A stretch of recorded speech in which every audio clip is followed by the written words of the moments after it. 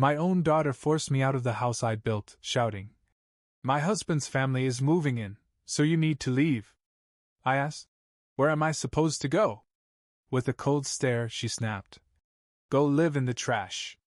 So I left, but not defeated. I smiled, because this wasn't surrender, it was strategy. I was stepping back to execute a plan I had carefully prepared. Within a week, they lost everything: home, money, peace. Before we dive deeper into the story, make sure to subscribe to the channel and tell us in the comments where you're watching from. The phone rang just as I finished rinsing the last lunch plate. The sharp sound sliced through the calm stillness of the afternoon and made me flinch slightly. My hands were still damp when I picked up the phone. Charlotte's name lit up the screen. My heart skipped. She hadn't reached out in 2 months. "Dad?" Her voice was softer than I remembered. Almost too sweet. "I hope I'm not disturbing anything." "Charlotte, sweetheart," I said, my voice catching with emotion. "You're never a disturbance. It's wonderful to hear you." She gave a laugh, but it didn't sound natural, more like something she'd practiced. "I've got a surprise. We're stopping by tonight, Michael and I, and his parents. We want to talk with you." I placed the towel down, my engineer's brain immediately going into planning mode. "Tonight? That's lovely. It's been too long. Should I cook something? I can grab that wine you love, Pinot Noir from that little vineyard we visited last spring." "Don't worry about food, Dad," she said, suddenly firmer. "Just be ready at 7. It's important." Something in her tone gave me pause. But the loneliness I'd carried for months outweighed my doubt. "Of course, honey. I'll make sure everything's perfect. Will you all be staying over? I can prepare the guest rooms. We'll see how the evening goes," she replied quickly, gently cutting off the question. "I have to go now, but we'll see you at 7 sharp." Before I could say more, the line disconnected. I stood there, phone in hand, turning over her words. A surprise. A conversation. The phrasing felt oddly formal. Still, maybe this was the moment I'd been hoping for, the chance to repair the damage since her mother passed. I checked the time. 2:45 p.m. I had 4 hours. Suddenly, the house felt alive with purpose. I walked through each room, viewing everything as Charlotte might. The living room needed vacuuming. The bathroom needed fresh towels. With the same precision I'd used through 4 decades of engineering, I set to work. My first stop was the market on Cedar Avenue. The March air was crisp, still clinging to winter's edge. I picked up a bouquet of golden daffodils, her childhood favorite, and a bottle of the Pinot Noir she had once said reminded her of home. From the bakery, I chose individual chocolate tarts. The one she used to beg for when we'd stop by Powell's bookstore on Saturdays. Back home, I placed the flowers in my late wife's crystal vase, the one Charlotte had always admired as a girl. Sunlight spilled across the kitchen, lighting the petals like miniature suns. I set the dining table with our best china, usually reserved for special occasions that had become too few. While wiping the counters, I caught myself humming, a sound I hadn't made in months. The house felt hopeful. I pulled out a few old photo albums, thinking maybe we'd flip through them together. There was Charlotte at age 5, missing teeth and beaming in her yellow dress. At 16, rolling her eyes at my camera, though smiling just the same. And then on her wedding day, glowing in white silk. I lingered at that picture. Michael beside her in a rented tux, handsome but never quite genuine. His smile never reached his eyes. His parents stood stiffly on either side, Robert, with his rehearsed charm. Margaret, always looking like she'd smelled something sour. They never truly accepted me. I was just a working man with grease under his nails who'd built a future from the ground up. But tonight, I told myself, would be different. Tonight we were going to reconnect as a family. I showered and put on my best casual shirt, the blue one Charlotte once said made my eyes stand out. In the mirror, I saw a man doing his best to look younger than his 62 years, his face lit by something rare, hope. At 6:30, I did a final sweep of the house. Everything gleamed. The scent of lemon cleaner and fresh flowers filled the air. The wine breathed quietly beside the sideboard. Chocolate tarts rested on delicate porcelain. All was ready, for whatever this surprise would bring. I sat in my favorite chair by the window, watching Maple Street for headlights. It felt like waiting for Christmas morning, anticipation blooming in my chest. Outside, dusk settled in. Street lamps blinked to life. 7:00 approached. I heard car doors slam. I checked myself one last time in the hallway mirror, smoothing my graying hair. Through the frosted glass of the front door, 4 shapes approached. My heart beat faster. I opened the door before they could knock, wearing the biggest smile I could manage. Charlotte. Michael. Charlotte stood in the doorway, wrapped in a black coat that made her look like she was headed to a funeral. Her expression was unreadable. No smile. No hug. "Hello, Dad," she said. Her voice was flat. The warmth from her phone call was gone. Michael barged in ahead of the others, reeking of booze. His eyes were glassy, his jaw clenched tight like he was ready to fight. Flanking the doorway behind him, Robert and Margaret Miller stood like hired muscle in high-end coats. "Come in, please," I said, stepping back. "I've made dinner. Opened a bottle of that wine you love. We're not here to eat," Margaret announced, striding past me like she owned the place. Her eyes scanned the room, noting every detail like she was appraising an estate sale. She brushed her fingers across the crystal vase on the table, my late wife's favorite. "These flowers are awful," she muttered. I blinked, thrown. "They're daffodils. Charlotte's favorite since she was little." "Dad," Charlotte finally spoke, but her voice was distant, flat. "We need to talk. Sit down." Robert had his phone out, snapping photos of my kitchen, the living room, the dining area. Click. Click. Click. I stared, confused. "What is he doing?" "Evaluating the property," Margaret said coolly, settling into my wife's chair like she'd already claimed it. "This house is for my son's family now. You need to leave."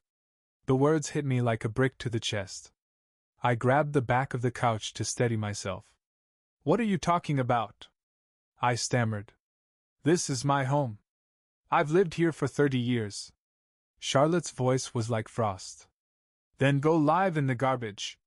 We need this space." Michael stepped toward me. The stench of whiskey turned my stomach. "We've already cleared things with the police," he said with a smug sneer. "Don't make this ugly." I looked at Charlotte, desperate to find some trace of the little girl I'd tucked in at night, read stories to, carried on my shoulders. But she didn't see me. Or worse, she didn't care. "Charlotte, baby, is this about money? If you need help, we can." "You're leaving tonight," Margaret cut in, her tone absolute. "You've got 1 hour to grab the basics." My legs buckled, and I collapsed onto the sofa. My eyes fell on the untouched chocolate tart, the bottle of wine still breathing on the sideboard. Everything I had carefully prepared felt like a cruel joke now. "This is my house," I whispered. Robert slipped his phone back into his pocket.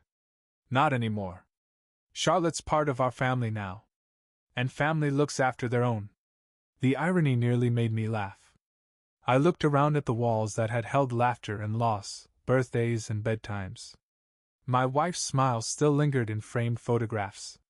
Charlotte's childhood echoed in every corner. And now they stood here, strangers, dividing it up like scavengers. I turned back to Charlotte. This woman who had called me just hours ago, pretending warmth. Who had told me there was a surprise. Who let me believe, even for an afternoon, that I still mattered. Something shifted inside me. Not rage. Not sadness. Something colder. Strategy. "All right," I said softly. They fell quiet. They'd been expecting tears. "Please." Maybe even begging. Margaret's brows arched. Michael's aggressive stance faltered slightly. I stood calm and walked to the hallway closet. From the top shelf, I retrieved my old leather briefcase. I'll get my things. The tension stretched between us, taut and electric. But I moved without drama, just steady and focused, the way I had for decades on job sites and in blueprints. In the bedroom, I pulled down my weathered suitcase. The handle was worn, but the zippers worked perfectly. I folded my shirts with practiced precision. I'll leave, I said as I packed. But don't forget, I've spent my life designing systems. I know how to build. Charlotte hovered in the doorway, uncertain. I looked up and locked eyes with her for the first time that night. And I also know how to dismantle. She shifted uncomfortably. What are you saying? Nothing, my dear, I said. Just wishing you well in your new home. From the living room, Margaret called out triumphantly. Finally showing some sense. I continued packing. Bank records. Insurance documents. The house deed, though I wasn't sure what good it would do me now. I added my engineering licenses, framed commendations, proof of a life well lived. Helen's photograph was last. The one from our anniversary dinner 3 years ago.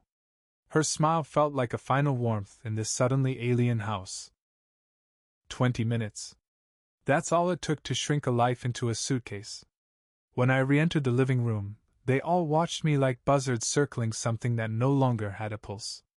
Robert had resumed taking photos, this time of valuables. Margaret was already rearranging throw pillows in Helen's chair. The utilities are still in my name, I said plainly.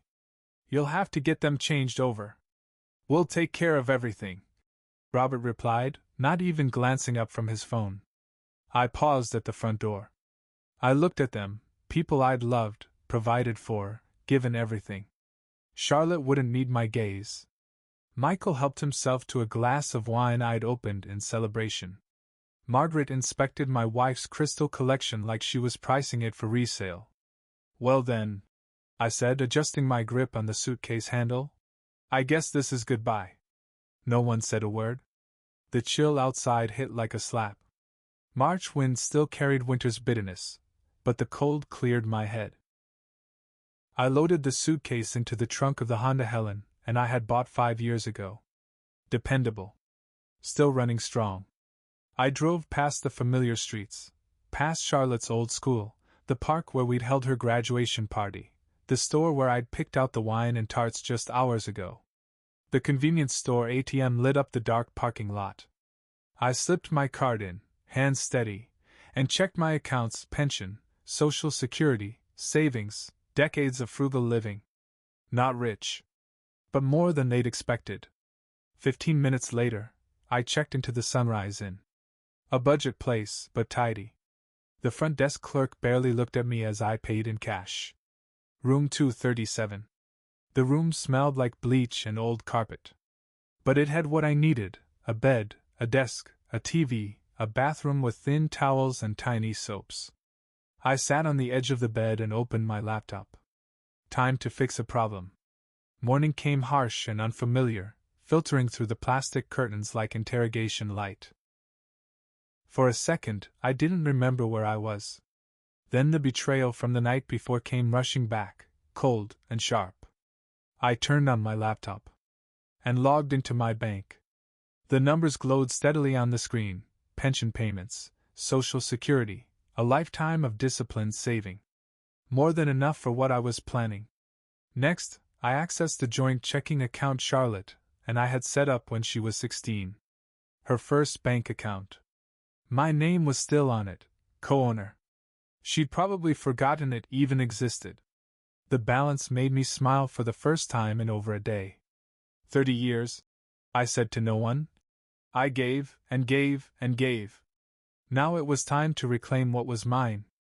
I shut the laptop and stepped into the motel's cramped bathroom. The hot water hit like a dose of clarity. No more hurt. No more confusion. Just deliberate action. Cold logic applied with the precision of a blueprint. By 9:30, I was standing under the harsh lights of Techmart. A teenage clerk with streaked purple hair barely glanced up from her phone. I need a prepaid cell, I told her. Something basic. And a cheap laptop for travel. She led me to the wall of electronics, pointing things out without interest. I picked a flip phone and a budget laptop. Paid cash. No cards. No trail. Setting up a home office? She asked as she rang me up. Remote work, I said. Consulting. Close enough. The real estate agency operated out of a repurposed Craftsman house on Division. Sarah Martinez, bright smile, fast fingers, looked up from her monitor like she was expecting a sale. What can I do for you? I'm looking for a simple apartment. 1 bedroom. Month-to-month lease if that's doable. I settled into the chair across from her desk. I work online. Good internet is a must. She began typing immediately. And your price range? I gave her a number that made her sit a little straighter. Not extravagant, but comfortable. A landlord's dream. I have a few places that fit, she said. This one on Hawthorne has fiber. Great for working from home. When's it available? Soon. When would you want to move in? Today, if possible. She blinked. Then grinned. I like someone who moves with purpose. Let me see what I can do. By early afternoon, I had signed a lease for a clean, quiet unit, 1 bedroom, 12 blocks from my old house. Close enough to observe. Far enough to disappear. Sarah handed me the keys like it was just another transaction. Internet should be live by morning, she said. Need any neighborhood tips? Just where I can find decent coffee. She laughed and rattled off a few cafes nearby. The apartment smelled faintly of new paint and old carpet cleaner. Empty rooms full of quiet potential. I dropped my suitcase in the bedroom, set the laptop on the kitchen counter, and let the afternoon sun pour through freshly cleaned windows. Dust floated in the light like particles aligning into purpose. I powered up the laptop and began compiling lists, resources, steps, intelligence, vulnerabilities. Phase 1 planning. Outside, Portland moved on with its usual rhythm. Inside, something was taking shape. Something they wouldn't see coming. I pulled out my old phone and scrolled through Charlotte's contact information, her office number, Michael's cell, the Miller's current mailing address. Formerly mine. So much data. So many weaknesses. I cracked my knuckles and began to type. Wednesday morning. The morning arrived with the calm, deliberate focus I used to bring to major project launches. My apartment now resembled a compact operations hub. 4 manila folders were laid out on the kitchen table, each marked with a name: Charlotte, Michael, Robert, Margaret. I opened the laptop and began documenting what I already knew. Charlotte's workplace. Her routines. Where she liked to eat lunch. Michael's construction site. His nightly haunts. The Miller's temporary address. My old house. Still, there were blanks to fill. Weak spots to uncover. Thursday evening. I nursed a ginger ale at the bar inside Riverside Casino, the place humming with small-time desperation. The bartender, Linda, with silver roots and a voice like gravel, was friendly and talkative. That guy over at Blackjack, I said, nodding toward Michael, hunched over the table. He come in here often? Oh yeah, she said, following my eyes. Been losing a lot lately. Says he'll square up once he sells a house. I watched Michael bet again, his movements jittery, the last of his chips sliding into someone else's hands. I took another sip of ginger ale, the fizz settling on my tongue as I studied the cracks beginning to show. He sure seems confident about that sale, I said casually. Let's hope for his sake he's right, Linda replied, dropping her voice to a conspiratorial hush. Some of the people he owes. They don't have a lot of patience, if you catch my drift. Michael wobbled slightly as he stood from the blackjack table, his face a mix of alcohol, anger, and exhaustion. I captured a series of shots through my new camera's zoom lens, his expression, his posture, the company he kept. Clear, usable images. Evidence. Friday morning. I shadowed Michael to his job site downtown. He worked for Henderson Development, a mid-tier construction firm with sleek offices in a glass tower on 3rd Avenue. At 11:30, He left the building for what looked like a long lunch. He wasn't alone. She appeared to be around 30, auburn hair, crisp business suit, the kind that signaled real income. They walked close, too close for it to be platonic. His hand grazed the small of her back like it belonged there. Across the street, I photographed their movements, the way she leaned into him, the brief kiss at her car door before they parted. More evidence. That afternoon, I paid a visit to the Multnomah County Clerk's office. Public documents spelled out Robert Miller's financial freefall with bureaucratic clarity. A failed investment in a failing restaurant chain. Over $43,000 in tax liens. A business license suspended for unpaid state fees. They weren't just in trouble. They were sinking fast. That evening, back at my apartment, I spread the photos across the kitchen table alongside printed records and scribbled notes. Michael's gambling losses, his empty promises tied to a house sale, his extramarital affair with a woman who had plenty to lose. Robert's debts, his legal troubles, and a defunct business. Margaret's complete reliance on a man with collapsing financial stability. Every folder now held enough leverage to dismantle its subject completely. I leaned back, taking in the arrangement with a kind of detached satisfaction. The engineer in me appreciated the symmetry. Structural weaknesses located. Load-bearing faults exposed. The foundation of their supposed victory over me was riddled with cracks. My old phone buzzed on the counter, still synced to Charlotte's contact list. It was time to begin demolition. Saturday morning. A new day, but the same meticulous mindset I brought to every major structural project. This time, the files weren't for study. They were for sequencing, execution planning. Charlotte would go first.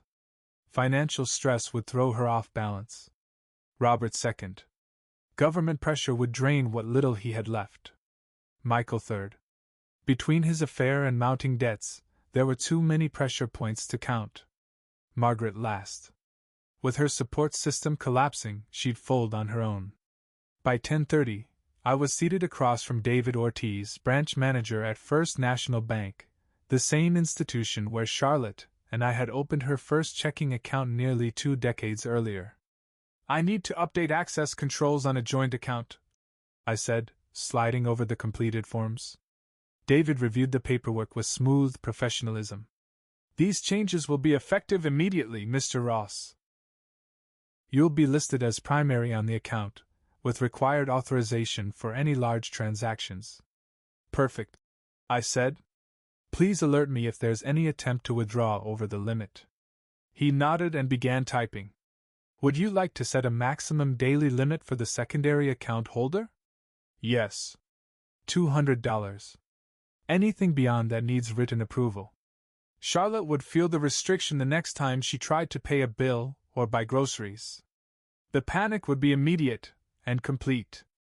After lunch, I made my way to the downtown office of James Parker, attorney at law. His walls were covered with framed degrees, credentials displayed like armor. Reassuring. "I've invested over $23,000 into that house in the past 5 years." I explained, laying down receipts in order: roof work, structural repairs, kitchen remodels, all meticulously documented. He studied them carefully, as if every page added a zero to his fee. "You've made significant contributions to the property, Mr. Ross," he said. "You do have a legal claim to it." "Good. But I don't want to go straight to court." "Not yet." He looked up, brows slightly raised. "How so?" "They took my house thinking I was powerless. I want them to realize just how wrong they were, before I press charges." He tilted his head slightly, intrigued. "That's a bold strategy. But legally you're on solid ground, whenever you decide to move forward." "Perfect. I'll be in touch when the moment's right." My last stop of the day was the Oregon Department of Revenue, located on Commercial Street. The final piece was falling into place. The clerk, mid-50s, worn-down eyes going through motions, took the manila envelope without asking questions. Just another anonymous report of potential tax fraud. She scanned the label and confirmed. "Robert Miller. Business owner. claims of hidden income, suspicious deductions, and revoked business licenses. A swift rubber stamp marked it for review. She dropped it into a bin labeled, "Investigation required." The gears of bureaucracy would now turn on their own, slow but unrelenting. By 5 o'clock, I was back in my apartment. I poured a glass of wine, unusual for me, but the circumstances warranted a small toast. Outside, Portland's skyline began blinking to life, street lamps and windows twinkling like promises still waiting to be collected. The pieces were moving. Charlotte would run headfirst into her new financial reality within days. The tax inquiry into Robert's business would unfold within weeks. Michael's debts? They'd grow with each passing day. I opened my laptop and began sketching the next phase. Monday morning arrived with the precision I'd designed. A notification from the bank buzzed across my phone, unauthorized access attempt. Multiple tries. Timestamped, 10:47 a.m. Charlotte had discovered the firewall I'd built. I brewed coffee and sat down to review the activity log. 7 failed login attempts in under 20 minutes. 2 calls to customer support. 1 formal request for an immediate override. All denied, exactly as planned. At 11:23 my phone rang. Charlotte. I let it go to voicemail. Her voice was tight with urgency, like a machine under pressure. Dad, it's Charlotte. Something's wrong with our account. The bank says access has been restricted, by you? Please call me. This has to be a mistake. The second call came at 11:41, her composure cracking now. Dad, where are you? I couldn't pay rent. My card was declined in front of my coworkers at the cafe. Please. Whatever this is, we need to fix it. Now. By the time she left her third message, I was making lunch. Her voice caught on the word help. By mid-afternoon, she had clearly turned to Michael. A simple audio bug I'd placed during an earlier recon visit, just under the bedroom window of my former home, picked up their voices through the thin walls. Dad's account is locked, Charlotte said, voice sharp with rising panic. I can't pay the mortgage. I can't even buy groceries. Michael's reply was sluggish, marinated in midday alcohol. Calm down. We'll figure something out. Maybe we can sell something? Furniture, electronics? This isn't random. Charlotte snapped. The bank says he did it. That means it was intentional. Michael's voice hesitated. You think your dad? No, he wouldn't even know how to do something like that. I smiled to myself. That kind of underestimation would pay dividends in the weeks ahead. At 3:30, the mail arrived. Mixed in with the junk and bills, a government-marked envelope. Oregon Department of Revenue, addressed to Robert Miller at his business office. The audit had begun, triggered by my anonymous hand. At 4:15, Charlotte made another call, pacing the kitchen, my old kitchen. I could hear her footsteps creak across the aging floorboards. Robert, it's Charlotte. We have a situation. Multiple, actually. Her voice was worn now, less panicked, more exhausted. The tax office is requesting an audit of your business finances. And Dad has locked us out of the bank account. I could hear Robert's voice fuzz through the speaker. That can't be. Your father doesn't have that kind of access. Apparently he does. She replied coldly. He's listed as the primary holder. The bank confirmed it. There was a pause. Then Robert's voice lowered.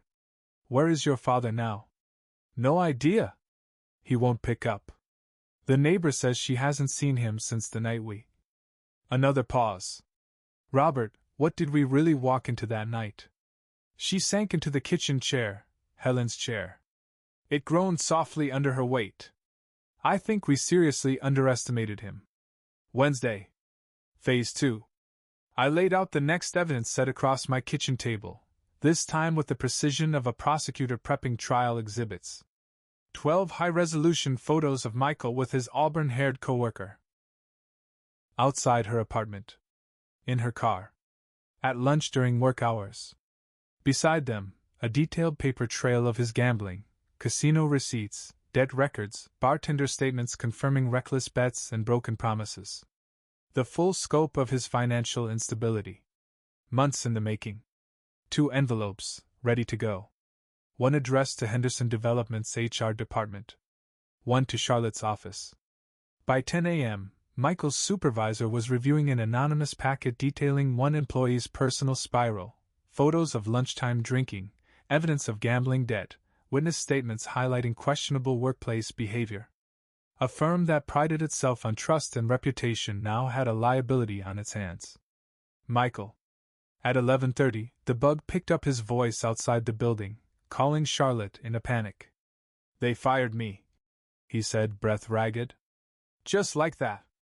Somebody sent them all this stuff, pictures, statements. Said I was a risk." Charlotte's voice cut like a blade, already fraying from everything else. "What kind of stuff? Me at casinos. Debt collectors. Witnesses. They knew everything. Michael, we're already broke. How are we going to survive now without your income?" But that spiral was about to take a sharper turn. 2 hours later, Charlotte received her envelope. When she called Michael again, her tone was different. Ice cold. "I know about your affair, Michael." Silence. "I want half of everything. What little we have left." Michael's reply came instantly, panicked. "Charlotte, wait. Let me explain. It's not what it looks like. Don't lie. The pictures are clear. You were cheating while I was trying to keep this house together. I was desperate," he pleaded. "The gambling got bad. And she meant nothing. After what we did to your father, now this? We're cursed." Charlotte didn't miss a beat. "You're just like him." Her voice cut deep. "A disappointment." The irony hung in the air. She had no idea her father, the man she'd discarded, was the one orchestrating every collapse around her. Michael's voice trembled now, the panic no longer hidden. "This can't all be coincidence. First it was your dad's money, then my job. Now these pictures show up? Someone is targeting us." Michael's voice was brittle, edged with confusion and fear. "Who would go to this length just to destroy us?" The silence that followed was stunning in its weight.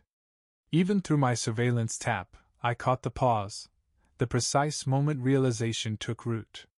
"Your father," he said at last, barely above a whisper. "We exiled the man who spent 4 decades perfecting the art of methodical problem-solving." Charlotte gave a short, joyless laugh. "Dad couldn't organize a surprise party, let alone engineer some orchestrated revenge plot. You really think he caused all of this, in just a week?" I closed my laptop and poured a slow glass of wine. The evening deserved it. Michael was unraveling, personally, professionally. Charlotte was cornered, financially strangled, emotionally cracking. Both were starting to grasp the scale of their misjudgment. Tomorrow, Phase 3 would begin. Friday morning arrived with the certainty of a controlled experiment. I knew they'd come. Out of options. Frustrated. Desperate to regain control through confrontation. I set out all relevant documents on the kitchen table, neatly ordered. Bank paperwork, property holdings, letters from my attorney, everything legitimate, everything bulletproof. At exactly 10:30, the knock sounded. Officer Davis stood at the door, wearing the look of a man forced to mediate a family spat. Behind him, in the patrol car, sat Margaret Miller, her face fixed in smug anticipation, as if she'd already won. "Mr. Ross," Davis began, tone neutral but tired. "We've received a report about you. The family claims you're harassing them. They're asking you to cease contact." I opened the door wide, motioning to the table. "Officer, I haven't broken any laws. I'm simply exercising my rights, as the legal account holder and property investor." He walked in, scanning the documents. Bank letters. Attorney correspondence. Investment records. His expression shifted, concern melting into quiet irritation. "Everything here checks out. What exactly are they accusing you of?" "Limiting access to my own accounts. Consulting legal counsel." submitting documentation of financial inconsistencies to the proper departments. I handed him my lawyer's card. James Parker. You're welcome to confirm any detail. 20 minutes later, Davis stood beside Margaret's open window. His tone was final. No evidence of a crime. No grounds for legal action. No basis for a protective order. He's within his rights. I imagined how that news must have landed. No victory. No recourse. Only the sting of watching the plan backfire. Margaret spent the rest of the day knocking on doors, launching a personal smear campaign through my old neighborhood. That man is dangerous, she told Mrs. Patterson, who happened to be within range of my listening device. He's threatening us. Trying to take our home. Someone has to stop him. Mrs. Patterson wasn't buying it. Has he done anything illegal, Margaret? Well, no. But then maybe you should talk to him directly instead of dragging the whole neighborhood into it. House by house, her efforts yielded the same, polite skepticism. I'd lived here for years. The idea that quiet Norman Ross had suddenly turned vengeful didn't track. Not to the people who knew me. By 3 o'clock, Robert Miller escalated to hired help. Rick Stone, a private investigator more suited to following cheating spouses than unraveling vengeance plots, parked his inconspicuous sedan across from my building. Subtlety wasn't his strength. Telephoto lens mounted, scanning windows like a hobbyist with a new toy. Amateur hour. I photographed him from my apartment, license plate, angle, timestamp. I'd been anticipating this level of surveillance since choosing this apartment. The location was strategic. Let him follow my routine. Let him trail me to the library, the corner cafe, the grocery store. Let him drain Robert's remaining resources on a dead-end tale. My phone buzzed. A text from James Parker. Family's harassment claim dismissed. No legal violations on record. You're in the clear. Perfect. They were flailing, right on schedule. Panic made people predictable. And the Millers were becoming textbook case studies. They thought I was lashing out, some emotional casualty of betrayal. They didn't understand the reality. I wasn't acting out. I was executing. Phase 3 would make that unmistakably clear. Saturday arrived with an unfamiliar sensation, gravity. The silence of victory settled over the room. I sat quietly, surrounded by physical proof of what I'd done. Bank records confirming Charlotte's frozen access. Evidence of employment termination. Photographs. Witness statements. Audit letters. Every move calculated. Every consequence earned. And the best part? I was just getting started. Photos chronicling Michael's professional downfall. Audit notifications aimed squarely at Robert's financial holdings. Every step had unfolded exactly as calculated, precisely, efficiently, predictably. So why the hollowness? While sorting through my filing cabinet, I came across an old manila envelope I barely remembered packing. Inside, letters from Helen. From that brief time, 40 years ago, when we drifted apart over arguments about her mother's intrusion into our marriage. I opened the first envelope with hands that recognized her handwriting more instinctively than her voice. My dearest Norman, she had written in that elegant, careful script. Anger leads us to do things we wish we hadn't. I know you want to prove something to Mother, but proving you're right won't make either of us feel whole. The words struck deeper than I expected. Helen had always looked beyond my engineering solutions and seen the emotions underneath. Even when furious, she never forgot what really mattered. I read through each letter slowly, carefully. In one, her insight practically whispered through the page. Norman, revenge doesn't heal anything. But justice, that's worth pursuing. There's a real difference between getting even and making things right. That phrase, making things right, lingered with me as I drove to Riverside Cemetery. Her grave was shaded beneath an old oak, the headstone modest granite, engraved with the years that framed nearly 4 decades of marriage.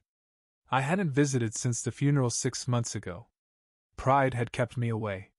But today, I needed her voice more than my own logic. What would you do, Helen? I asked aloud, feeling foolish speaking to stone but needing the echo of her guidance. Would you forgive? Or would you pursue justice? The wind rustled the leaves gently overhead, and in that sound I could almost hear her. Not ghostly, not mystical, just memory rising with clarity. You've already won, Norman. They know you can't be threatened. They know they misjudged you. But crushing them won't bring back what was lost. It won't undo Charlotte's betrayal. I ran my fingers along her name, carved in granite. I've dismantled them. Completely. But it doesn't feel like a victory. And in memory, her soft laugh returned. Because you're not a destroyer, love. You're a builder. You solve problems by creating, not erasing. The light filtered through the oak limbs, casting warmth on the stone beneath my touch. Helen had always known me better than I knew myself. She'd understood the conflict between my calculating mind and my deeper instincts. There's a difference between making them pay and making things right. I whispered the words, repeating them to no one and to her. That evening, back in my apartment, I laid out the legal documents again, but this time, not to plot another takedown. This time, I was designing something better. Not retribution, resolution. I opened my laptop and began writing a new type of document. A letter to James Parker, requesting formal legal proceedings to reclaim my investments. Phase 3 would still prove the difference between me and them. But this time, it would be something Helen would respect. Monday morning brought clarity. The kind only her memory could give. I sorted my materials into 3 precise stacks. Property investments. Financial records. Criminal documentation. All verifiable. All lawful. All methodically prepared. At 9:30, I sat across from Detective Sarah Johnson at the Portland Police Bureau. She reviewed the files with the clinical attention of someone familiar with families collapsing under the weight of their own decisions. "Mr. Ross, you've got more than enough to press charges," she said, eyes fixed on Robert's records. "Tax fraud, financial deception, and potentially conspiracy to deprive you of rightful property." I passed her the envelope with the photos of Michael's gambling activity. "I don't want revenge," I said. "I want the law to do its work. I want justice." She raised an eyebrow. "Most people in your shoes would be demanding revenge." I shook my head. "My wife taught me to know the difference." By 11 o'clock, arrest warrants were issued for Robert Miller, citing tax evasion. The same logical, step-by-step system that had served me in private now delivered public accountability. The emergency court hearing convened at 1 o'clock. Judge Williams, a direct, no-nonsense woman in her early 50s, flipped through my property documentation with quiet efficiency. "Mr. Ross invested over $23,000 into improvements over the last 5 years," James Parker explained. "He holds legal status as co-owner of the residence. Receipts. Contractor invoices. Bank transfers." The judge didn't hesitate. "This property is to be returned to Mr. Ross. The defendants must vacate within 48 hours. Her gavel struck the desk like the final piece of a long equation falling into place. By 3 p.m., the eviction notice was served. And this time, it wasn't part of a private campaign. It was justice, carried out in daylight, backed by evidence and law. Not vengeance. Just the way Helen would have wanted. I stood across the street and watched as the sheriff's deputy handed Margaret Miller the official court order. Her expression moved through a now familiar sequence: disbelief, fury, and frantic mental calculation. But this time, she wasn't facing a bitter man with a grudge. She was facing the full authority of the law. Charlotte stepped outside next, a suitcase in hand, moving stiffly, like someone numbed by emotional impact. Michael followed behind, his face vacant, a man hollowed out by consequences he had crafted himself. They packed their car without speaking. No shouting. No last-minute bargaining. No spin. Just the quiet resignation of people who'd run out of ways to dodge responsibility. They couldn't bluff or manipulate their way around this. At 5 o'clock, I stood in my doorway again for the first time in 2 weeks. It was the same house, but it felt transformed, not because of anything they'd changed, but because I had. The sunlight filtering in through the kitchen window looked just as it did the day Charlotte had called with her so-called surprise. But now it lit up a space reclaimed by justice, not scorched by revenge. I picked up Helen's crystal vase from the dining table. It had remained untouched through all of it, just as my moral compass had weathered the storm of vengeance. Tomorrow, Charlotte would begin navigating a life she could no longer fund with stolen comfort. But tonight, I was finally, truly, home. Friday morning came quietly, with the deep calm that follows a storm properly weathered. I stood at the threshold of the house I'd legally reclaimed, carrying nothing but a single suitcase, and 30 years of restored dignity. The locksmith had finished his work the night before. These keys were mine now, in every sense. Evidence of the miller's rushed departure still lingered. Take-out containers in the kitchen sink, glossy magazines strewn across the coffee table. Charlotte's overpriced cosmetics abandoned in the bathroom. They had treated my home like a luxury suite. But they never understood, they weren't just trespassing on property. They were squatting in someone else's life. I spent the morning clearing it all out. Not from bitterness, but with the calm precision Helen would have recognized. An engineer's approach. Assess the damage. Prioritize the fixes. Execute the solution. New locks. A security system. Fresh flowers in Helen's vase. The house began to remember who it belonged to. At 3 o'clock, my phone rang. Charlotte's number. Dad? Her voice was stripped of the confidence it carried just weeks earlier. Can we talk? For a moment, I considered hanging up. Then Helen's voice echoed in my mind, justice isn't cruelty. We're talking. I know I messed up, she said, voice shaky. Everything's falling apart. Michael's drinking again. The Millers blame me for what happened to Robert. I lost my job. I can't think straight anymore. I'm sorry to hear that, Charlotte. Are you? The question was raw. Honest. And it made me pause. Was I? Or was I simply satisfied that everything I'd planned had unfolded exactly as designed? Yes. I was sorry. Sorry it had come to this. I am. Please forgive me, Dad. I know I hurt you. But I'm still your daughter. The silence stretched long. 18 days since she'd last called me anything. Forgiveness is one thing, I said quietly. Trust is another. You made your decision the moment you threw me out of the house I built. Now you have to live with that. I can't survive without my money, I responded gently, but firmly. You spent 34 years relying on me. Now it's time to learn how to rely on yourself. Dad, please. I gave you everything. My time. My savings. My love. My home. And the moment it became convenient, you walked away. I looked around the room as sunlight filtered in, soft, golden, and honest. That taught me what I was really protecting. She didn't respond. I could hear her breathing, fragile and shallow on the line. Goodbye, Charlotte. And I ended the call.